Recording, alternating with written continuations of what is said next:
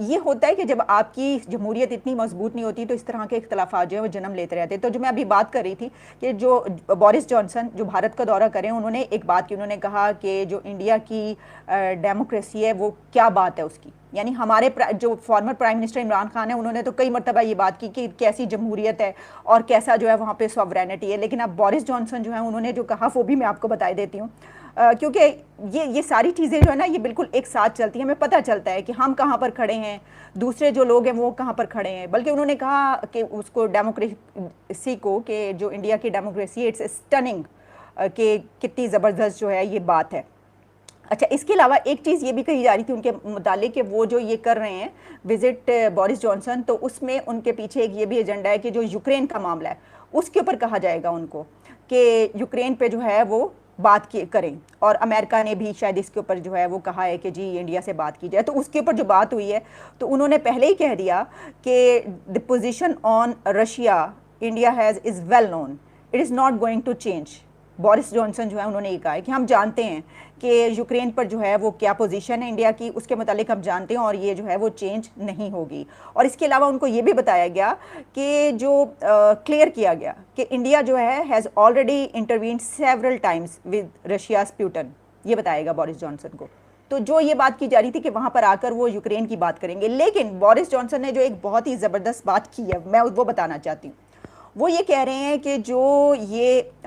Ukraine की जंग जो है, उनका कहना है कि उन्होंने बताया कि ये कब तक रहेगी,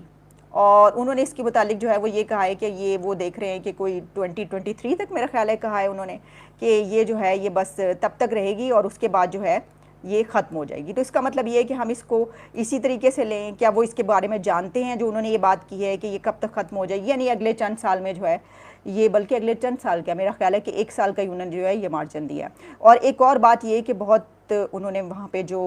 एग्रीमेंट्स किए हैं जो वो बहुत ज़बरदस्त हैं, यानी ये कि एक तो ये बड़ी बात है कि 1.35 बिलियन के जो हैं वो कर रहे हैं। इट्स, और उन्होंने कहा it's a stunning shining fact that 1.35 billion people live under a democracy, ये कहा है उन्होंने। 1.3 बिलियन, ये मैंने आपको कल बताया था कि कितने बिलियन डॉलर्स के जो वहाँ पे हुए हैं, और तकरीबन 11-12,000 वहाँ पे जो यूके में हैं वो जॉब्स क्रिएट हो रही है। तो जाहिर है कि वो तो फिर करेंगे दौरा। अब बात ये है कि नए जो प्राइम मिनिस्टर हैं शहबाज शरीफ वो आ चुके हैं, तो हम देखते हैं कि वो किस तरीके से आगे लेकर चलते हैं। और वैसे तो मैं आपको एक और बात बता दूं कि पाकिस्तान में इस वक्त जो सिचुएशन है, जो हम जमहूरियत की बात करें और वो बात करें कि कई ऐसे मौके आए, कुछ दिन पहले भी ऐसा एक पॉइंट आया था कि जिस पे हमें ये लग रहा था कि बस अब तो जो है वो कुछ होने वाला है, वो यही वजह है। उधर देखे इंडिया के अंदर जो बोरिस जॉनसन आ गए हैं वो अदानी से हिसाब से मिल रहे हैं। अब आप देखें कि इंडिया इतना बड़ा हो चुका है कि वहां पे ब्रिटिश प्राइम मिनिस्टर को एक बिजनेसमैन से सिंगल हैंडेडली मिलना पड़ रहा है। आज तक मैंने नहीं कभी देखा कि पाकिस्तान में कोई बाहर से बिजनेसमैन, बाहर से लीडर आया हो और वो इतना कोई पाकिस्तानी कोई ताकतवर बिजनेसमैन हो जिससे वो इंडिविजुअली जाके वो मुलाकातें कर रहे हो। तो जो कि एक बड़ी मेरी जाती राय में तो एक बड़ी हमारे लिए प्रॉब्लमैटिक सी सिचुएशन है। अगर आप डॉलर की सिचुएशन देखें तो डॉलर फिर जो है वो 185-86 पे वापस आ गया है। यानी कि कल जो इंटरबैंक था वो डॉलर 185 पे पहुंच गया है। अब आईएमएफ जो है वो बड़ी बड़ी शरारतें, जारी बात है वो शर्तें रखेगा। इंडिया में देखें वो जो यूके के प्राइम मिनिस्टर आए हैं वो सुनने में आ रहा है कि 1 बिलियन जो इंडियन जो बिजनेसमैन है वो यूके में अंदर मेरा ख्याल है कोई 1 बिलियन यूरो पाउंड की इन्वेस्टमेंट्स कर रहे हैं। तो इंडियन जो इस वक्त यूके का प्राइम मिनिस्टर इंडिया में बैठा हुआ है, अब आप इमेजिन कर लें कि हमने और इंडिया ने इकट्ठे आजादी हासिल की थी और हम किधर पहुंचे हुए हैं और वो किधर पहुंचे हुए हैं। बातें तो हमें बड़ी बुरी लगती हैं ये कहते हुए कि देखे वहां तरक्की हो रही है, वहां पे ये हो रहा है, देखे वो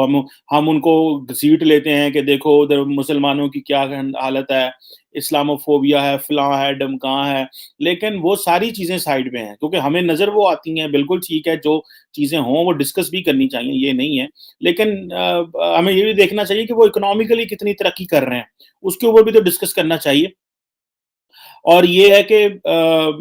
ये एक मेरा ख्याल है बड़ा प्रॉब्लम है। अब जैसे मैंने बताया कि आईएमएफ ने सुने कुछ शर्तें रखी हैं पाकिस्तान के आगे। इमरान को समझाओ कि ये जो है ना जनरल बाजवा के खिलाफ बात नहीं करे, क्योंकि उस पर बात करते हैं तो फिर आपके दोस्त मेजर गौरव आर्या खुश हो जाते हैं, वो जो है ना वो अपना चैनल पे जो है डिफेंसिव ऑफेंसिव में आके शुक्रिया अदा करते हैं कि शुक्रिया इमरान खान। हम तो कहते हैं शुक्रिया पाकिस्तान, वो गाने बनाए थे आईएसपीआर ने, वहाँ मेजर गौरव आर्या गाने बनवा रहे हैं कि शुक्रिया इमरान खान। और मोदी साहब भी खुश हो रहे हैं, ढोल बज रहे हैं बीजेपी में, और एक लहर दौड़ गई है हिंदुस्तान भर में कि हमें तो हमारा एक साथी मिल गया,